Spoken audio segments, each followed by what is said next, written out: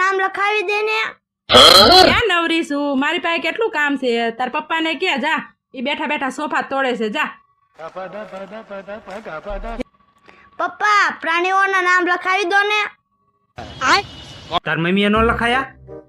એક કામ કર, પેન ને બુક લેતો જા.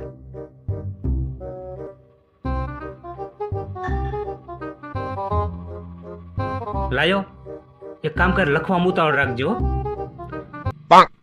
એ વાંદરી, પાણીનો ગ્લાસ ભરતી આય તો.